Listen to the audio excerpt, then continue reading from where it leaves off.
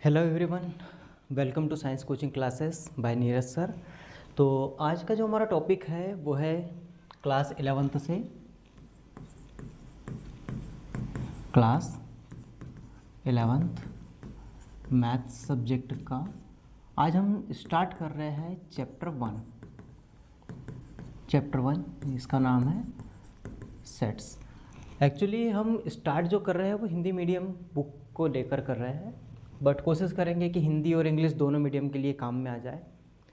तो जो first chapter है सेट, इसकी जो शुरुआत थी, ठीक है, इसकी जो शुरुआत थी वो जर्मन गणितज्ञ जो था, जर्मन मैथमेटिशियन जॉर्ज केंटर ने किया था। और इसने कब किया था, ये क्या कर रहा था कि ट्रिग्नोमेट्री के कुछ क्वेश्चंस को सॉल्व कर रहा था। तब फर्स्ट टाइम इसको विचार आया कि ये कलेक्शंस के बारे में जब पढ़ रहे थे, इन कलेक्शन के बारे में पढ़ने के बाद उसने एक परिकल्पना की। वो किसके बारे में की, उसने समुच्चय के बारे में। ठीक है, तो इसका जो डेवलपर है वो हम ये मान सकते हैं कि जॉर्ज केंटर है। अब इसका इस्तेमाल कहाँ कहाँ करेंगे हम, तो डेली लाइफ में हम इसका इस्तेमाल कहाँ करते हैं, तो डेली लाइफ में हम इसका इस्तेमाल करते हैं ज्योमेट्री में, सीरीज़ में, प्रोबेबिलिटी में। मतलब क्या है, ज्यामिति, अनुक्रम, प्रायिकता, सांख्यिकी, और इसी के जस्ट नेक्स्ट वाले चैप्टर रिलेशन और फंक्शन में भी करेंगे। अब रिलेशन फंक्शन में करेंगे, ट्रिग्नोमेट्री में करेंगे इसका इस्तेमाल, तो फिर आगे चल के बहुत जगह हम इसका इस्तेमाल करेंगे। अब ये टॉपिक आता है, ये तो मैथ्स में हो गया, लेकिन रियल लाइफ में हम इसका इस्तेमाल कहाँ कहाँ करते हैं। तो रियल लाइफ में जैसे भी हम जहाँ भी हम कलेक्शन, मतलब बहुत सारा समूह की बात करते हैं। समूह कौन से हो गए, जैसे ताश की गड्डी हो गई। ताश की गड्डी क्या है, उसमें बहुत सारे अलग अलग टाइप के कार्ड्स होते हैं। व्यक्तियों की जो भीड़ है, व्यक्तियों की भीड़ में भी लेडीज़ होंगे, जेंट्स होंगे, बच्चे होंगे, अलग अलग टाइप के होते हैं। क्रिकेट की टीम में भी अलग अलग कलेक्शन हो जाते हैं। बॉलर अलग होगा, बैट्समैन अलग होगा, कीपर अलग होगा। तो इस टाइप के अलग अलग कलेक्शन हो सकते हैं। कुछ मैथ्स के भी कलेक्शन हैं, कौन से होंगे, जैसे नेचुरल नंबर हो गया, इनका कलेक्शन अलग हो जाता है। होल नंबर का कलेक्शन अलग हो जाएगा, साथ में रैशनल अलग हो जाएंगे, इरेशनल अलग हो जाएंगे, प्राइम अलग हो जाएंगे, कंपोजिट नंबर अलग हो जाएंगे। तो इस टाइप से अलग अलग टाइप के कलेक्शन हो जाते हैं। तो कुछ कलेक्शन पे हम यहाँ बात कर रहे हैं, जैसे 10 से कम विषम प्राकृत संख्या है, मतलब लेस देन 10 क्या आएगी, ऑड नेचुरल नंबर। तो किसी से भी पूछे तो वो इन्हीं का जिक्र करेंगे। मतलब किसी से भी अगर हम पूछ ले कि 10 से छोटी विषम प्राकृत संख्या है, तो वो यही बताएंगे, 1 है, 3 है, क्या बताएंगे, 1, 3, 5, 7 और 9। इन्हीं 5 नंबरों का जिक्र करेंगे। मतलब अगर हम किसी से भी पूछे, बच्चे से, किसी भी स्कूल के बच्चे से कि 10 से छोटी विषम प्राकृत संख्या बताइए, तो वो इन्हीं का नाम लेंगे। फिर अगर किसी से पूछे कि भारत की नदियों के नाम, तो भारत की नदियों के नाम भी अगर पूछे तो सब सेम में बताएंगे, गंगा, जमुना, गोदावरी, ब्रह्मपुत्र। ऐसे अंग्रेजी वर्णमाला के स्वर अगर हम स्कूल में किसी भी क्लास के बच्चों से पूछ ले जिसको नॉलेज हो, ठीक है, मतलब नॉलेज का मतलब है कि 6 क्लास के ऊपर लगभग जिनको इंग्लिश अल्फ़ाबेट आते हो, तो उनसे अगर हम वोवेल पूछें, ठीक है, इंग्लिश अल्फ़ाबेट के वोवेल, तो वो ए बताएगा, ई बताएगा, आई, ओ और यू, इन्हीं का नाम लेंगे। ठीक है, और डिफरेंट टाइप के ट्रायंगल, मतलब विभिन्न प्रकार के अगर त्रिभुज की बात करें, तो अगर हम अलग अलग प्रकार के त्रिभुजों के बारे में पूछे बच्चों से, तो वो क्या बताएंगे, समबाहु बताएंगे, विषमबाहु बताएंगे, समकोण, ऐसे अलग अलग ट्रायंगल के बारे में बात करेंगे। तो ये क्या है, सेट के बारे में हम अभी स्टार्ट कर रहे हैं कि ये किस टाइप से हम इसको पढ़ेंगे, डेली लाइफ में कहाँ इस्तेमाल होता है, और हम इसके बारे में चर्चा क्यों कर रहे हैं, इसका इस्तेमाल और कहाँ कहाँ करेंगे, मैथ्स में इसका इस्तेमाल कहाँ होगा, डेली लाइफ में कहाँ हम इसका इस्तेमाल करेंगे। तो ये क्या है, सेट हम स्टार्ट कर रहे हैं अभी, तो किस टाइप का होगा। नेक्स्ट अगर हम देखें 210 के अभाज्य गुणनखंड, अगर हम 210 के ऐसे अभाज्य गुणनखंड करते जाएंगे तो हमको क्या मिलेगा, तो हमको उसमें आंसर बताए गए हैं क्या क्या, कि हमको 2 मिलेगा, 3 मिलेगा, 5 मिलेगा और 7 मिलेगा। इन्हीं प्राइम, यहाँ पे क्या लिखा है, प्राइम नंबर मतलब अभाज्य संख्या है। तो अभाज्य संख्या कौन कौन सी होंगी उसमें, तो 2 होगा, 3 होगा, 5 होगा और 7 होगा। ठीक है, तो 210 के अभाज्य गुणनखंड में यही संख्या आएंगी। हम बच्चों को अगर सॉल्व करने के लिए दे दें तो सारे बच्चे वही बताएंगे कि सर 2 आया था, 3 आया था, 5 आया था और 7 आया था। फिर आता है एक इक्वेशन के बारे में अगर हम बात करें, आपने 10th क्लास में सॉल्व किया ही होगा, 5x + 6। ये इक्वेशन को अगर सॉल्व करेंगे तो बच्चों का आंसर जो आएगा, x की एक वैल्यू 2 आ जाएगी, x की एक वैल्यू 3 आ जाएगी। ठीक है, तो ये जो मैंने एग्जांपल दिए अभी ये बुक के हैं, इसका मतलब क्या है कि अगर हम हर बच्चों से अगर पूछे तो लगभग वो आंसर यही देंगे। ठीक है, जितनी भी क्वेश्चन अभी हमने पढ़े, जितने एग्जांपल देखे, तो उनके क्वेश्चन लगभग सब एक जैसे ही देंगे।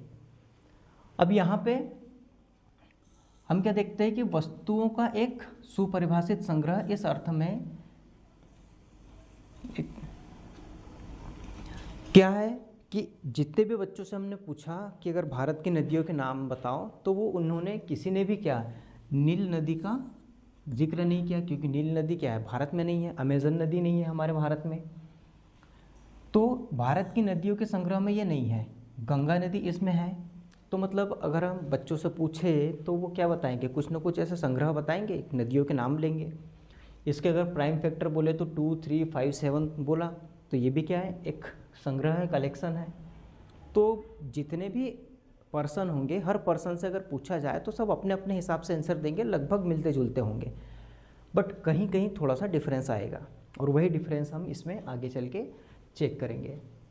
किस टाइप के, जैसे कि निश्चित रूप से कह सकते हैं हम क्या, कि किसी भी बच्चे ने भारत की नदियों के नाम पूछे होंगे तो किसी भी बच्चे ने नील नदी का नाम नहीं लिया, क्योंकि वो इस संग्रह में नहीं है।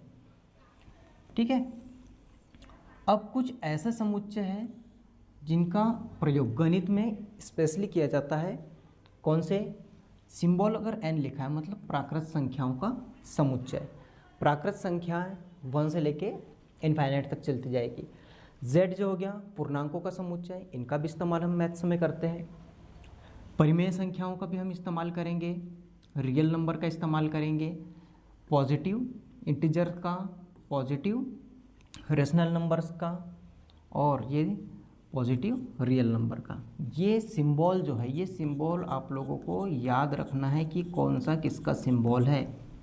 ठीक है, एन अगर आया तो इसका मतलब वो नेचुरल नंबर का सिंबल होगा, जेड आया तो वो पूर्णांकों का होगा, इंटीजर्स का होगा, क्यू अगर आया है तो वो रेशनल नंबर का होगा, और क्यू प्लस आया मतलब पॉजिटिव रेशनल नंबर का होगा। जेड पॉजिटिव मतलब पॉजिटिव इंटीजर्स है, आर पॉजिटिव मतलब पॉजिटिव रियल नंबर की बात हो रही है। तो इन पे ये भी याद रखना है कि किसी पे प्लस लगा है या माइनस लगा है, ऐसे इन चीज़ों को भी याद रखना है। तो यहाँ तक के तो हुई बेटा हमारी बेसिक चीज़ें कि सेट कहाँ से स्टार्ट हो रहा है। जॉर्ज केंटर ने ट्रिग्नोमेट्री को सॉल्व करते टाइम कलेक्शंस के बारे में बात की थी, और कलेक्शंस के बारे में बात करने पर हर चीज़ों का उसने कलेक्शन देखा कि नदियों का भी कलेक्शन हो सकता है, क्रिकेट टीम में कलेक्शन हो सकते हैं, ताश की गड्डियों में कलेक्शन होते हैं, भीड़ का भी कलेक्शन होता है, ऐसे कुछ 100 क्वेश्चंस होते हैं उनका भी कलेक्शन होता है। तो जितने टाइप के भी कलेक्शन होते हैं उन कलेक्शन या संग्रह को उसने उसके बारे में सोचा, और फिर समुच्चय के बारे में परिकल्पना की। फिर गणित के बारे में देखें तो गणित में भी ऐसे कुछ समुच्चय होते हैं, मतलब कलेक्शन होते हैं, तो हम उसको समुच्चय में पढ़ेंगे। अभी इतने कलेक्शन के बारे में पढ़ने के बाद हमको कुछ चीज़ें और समझ में आती है क्या, कि अब अगर हम किसी एक पर्सन से पूछे, ठीक है, हम अगर किसी एक इंसान से पूछे, मान लो एक सेकेंड, हमने ए व्यक्ति से पूछा 5 बेस्ट क्रिकेटर के नाम, 5 बेस्ट क्रिकेटर के नाम, वो भी इंडिया के, तो वो क्या बोलेगा, रोहित शर्मा, विराट कोहली, और MSD महेंद्र सिंह धोनी, सचिन तेंदुलकर और वीरेंद्र सहवाग, ऐसा 5 के नाम ले लिए किसने, ए ने। अब वही चीज़ें अगर मैं बी से पूछूं कि भैया बताओ आपके फेवरेट कौन कौन से 5, तो वो क्या बोलेगा, नहीं सर ये तो पुराने प्लेयर हो गए, उसको पसंद क्या आएगी, तो बोलेगा नहीं सर ऋषभ पंत अच्छा खेलता है, अभी नए में क्या है वैभव सूर्यवंशी अच्छा खेलता है, एक अंगिरस रघुवंशी अच्छा खेलता है, और ऐसे ही भुवनेश्वर कुमार हो जाएगा, बुमराह हो जाएगा। तो ऐसे 5 इसने अलग नाम ले लिए, तो क्या ये सेट होंगे? अरे भाई ए ने बता दिए कि उसके फेवरेट 5 ये हैं, बी ने बता दिए कि उसके फेवरेट 5 ये हैं, तो ये कलेक्शन नहीं होंगे। कलेक्शन तो है मतलब सेट नहीं होगा। क्यों नहीं होगा? क्योंकि दोनों के अलग अलग हैं। उसी टाइप हमारे बुक में क्या लिखा हुआ है, 5 सर्वाधिक विख्यात गणितज्ञों का संग्रह। अगर 5 सर्वाधिक विख्यात गणितज्ञ की बात करें तो एक टाइम ऐसा था जिस टाइम में आर्किमिडीज फेमस था, फिर पाइथागोरस फेमस हुआ, उसके बाद में अलग अलग मैथमेटिशियन, मतलब 5 सर्वाधिक विख्यात की बात करें तो जो नए है उनका तो बाद में आएगा नाम, पहले कोई और विख्यात थे, बाद में और कोई विख्यात हो गए। तो ये क्या है कि एक व्यक्ति से दूसरे व्यक्ति पर हम जब जाते हैं, जैसे यहाँ मैंने क्रिकेट की बात की, तो जब हम एक व्यक्ति से दूसरे व्यक्ति पे जाते हैं तो उनकी मानसिकता अलग हो जाती है, उनका निर्णय करने का मापदंड जो है वो अलग हो गया। किसी को ये 5 पसंद है, किसी को ये 5 पसंद है, तो सबका मापदंड जो होता है अलग अलग होता है। तो जहाँ मापदंड मतलब दोनों की चॉइस अलग अलग हो गई तो हम वहाँ कहते हैं वो सेट नहीं है। ठीक है, तो अगर हम ए और बी की बात यहाँ अगर करते हैं तो किसी के लिए ये सही है, किसी के लिए ये फेवरेट है, मतलब किसी ए को ये फेवरेट लगे, बी को ये फेवरेट लगे, तो ये सेट नहीं होगा। तो सेट क्या होगा? तो सेट क्या होगा कि अगर हमने ए बी सी से पूछे इंग्लिश अल्फ़ाबेट के वोवेल्स के नाम, तो क्या बताएगा वो, ए ई आई ओ यू। और वही चीज़ दूसरे एक और बच्चे से पूछी कि बेटा तुम बताओ इंग्लिश अल्फ़ाबेट के वोवेल, तो उसने भी यही नाम लिया।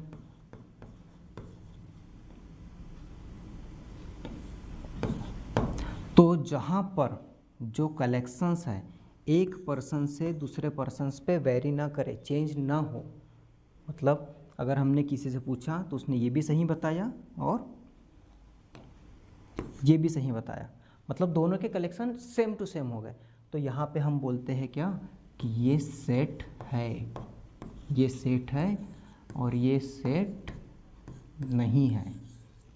सेट कौन से होंगे? जो पर्सन टू पर्सन वेरी ना करे, चेंज ना हो, एक पर्सन के लिए कोई और है, दूसरे पर्सन के लिए कोई और है, तो हम इसको सेट नहीं कहते। सेट किसको कहेंगे? जो पर्सन टू पर्सन चेंज ना हो, वेरी ना करे। ठीक है, तो यहाँ पे एक चीज़ याद रखना है कि निर्णय करने का मापदंड एक व्यक्ति से दूसरे व्यक्ति के लिए भिन्न हो सकता है, ये तो इसको हम सुपरिभाषित संग्रह नहीं कहते। सेट होने के लिए उसको सुपरिभाषित होना चाहिए, मतलब सुपरिभाषित को हम क्या कहते हैं? Well define. सुपरिभाषित को हम बोलते हैं well define. Well define collection of object. Set की जो डेफिनेशन होती है हम क्या कहते हैं? Set is a well define collection of object. मतलब सेट होने के लिए कलेक्शन का वेल डिफाइन होना ज़रूरी है। वेल डिफाइन का मतलब होता है कि वो पर्सन टू पर्सन वेरी ना करें। अब इतनी चीज़ें पढ़ने के बाद हमको हमारी बुक में सेट की डेफिनेशन मिलती है, मतलब समुच्चय की जो है डेफिनेशन मिलती है। वो कहाँ है definition?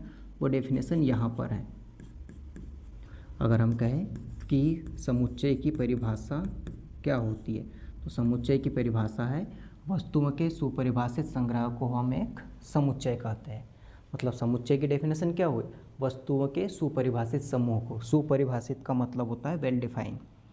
It means set is a well defined collection of object.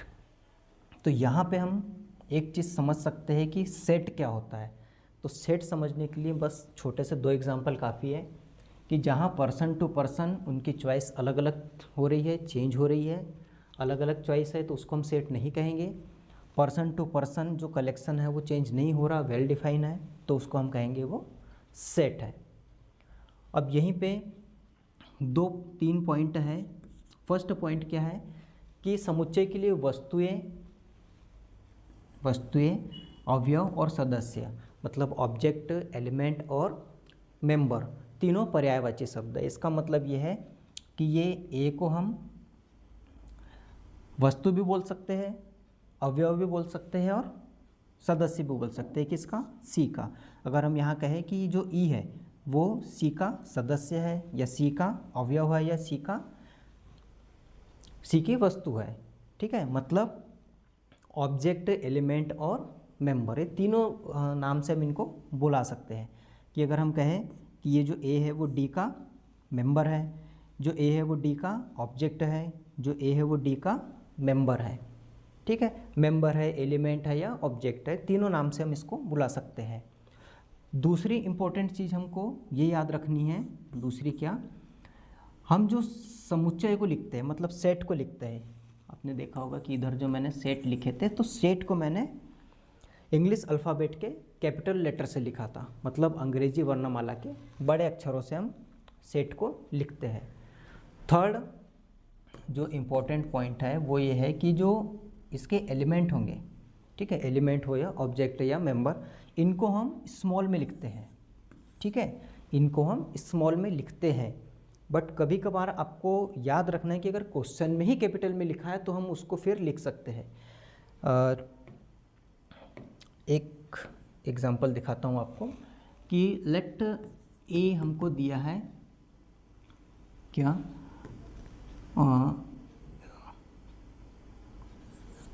School SCHOL, जो एक मिनट हमारे बुक में ही है ना, क्यों परेशान करें हम।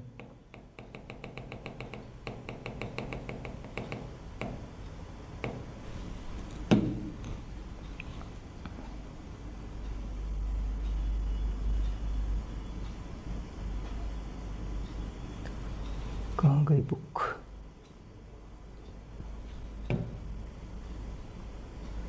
अरे यार,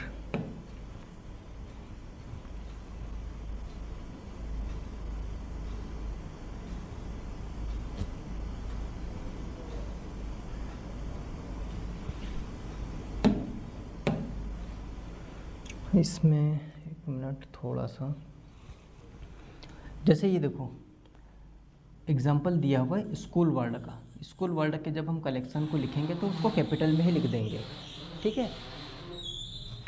आप देख पा रहे होंगे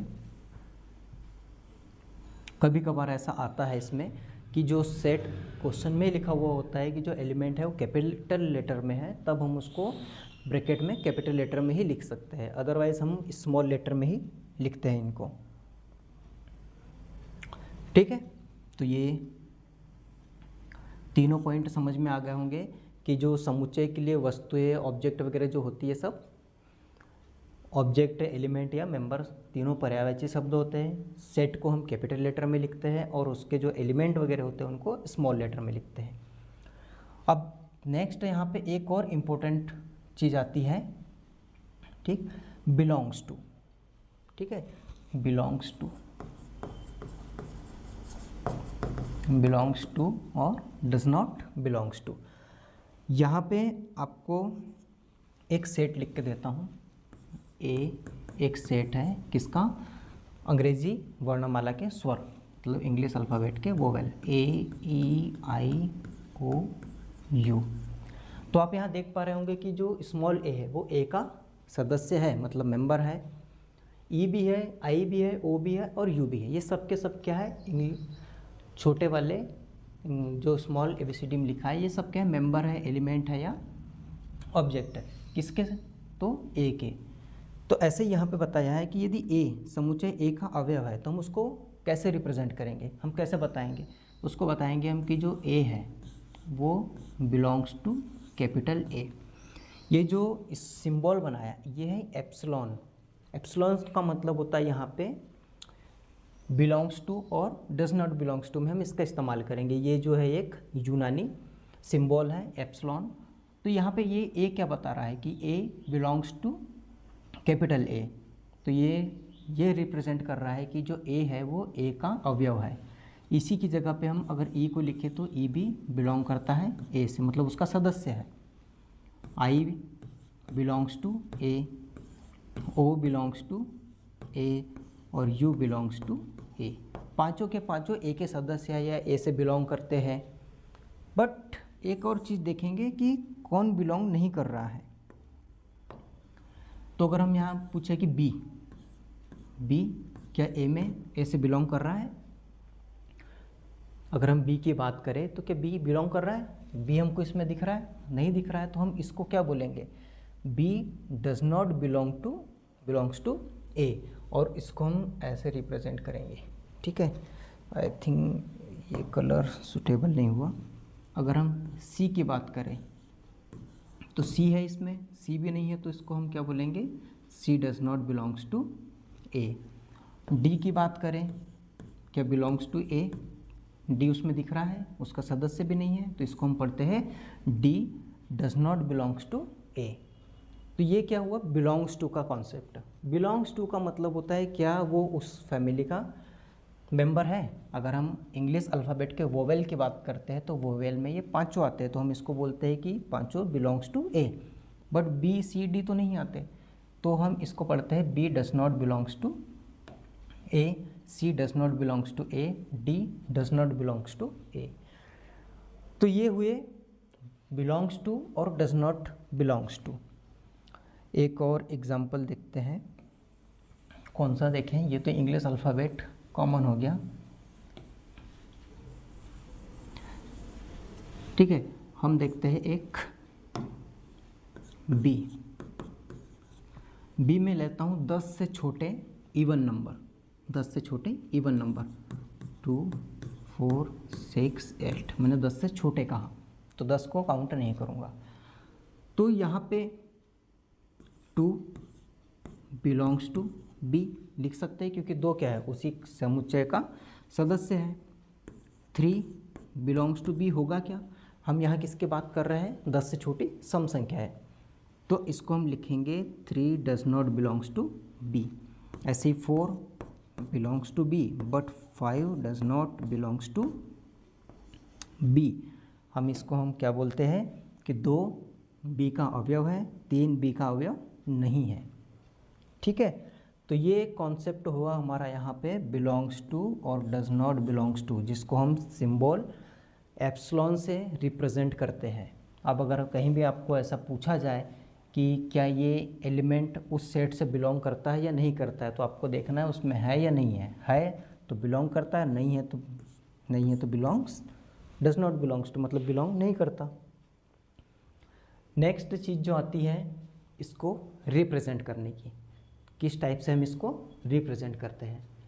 ठीक है, तो सेट को रिप्रेजेंट करने की 2 मेथड होती है। ठीक, तो इन दोनों मेथड को हम कवर करेंगे नेक्स्ट वीडियो में। ठीक है, आपको अगर वीडियो पसंद आता है तो लाइक करें, कमेंट करें, कोई भी अगर चीज़ पूछना हो तो कमेंट कर सकते हैं, और सब्सक्राइब करें ताकि आपको नेक्स्ट वीडियो का नोटिफिकेशन तुरंत प्राप्त हो जाए। ओके, तब तक के लिए थैंक यू।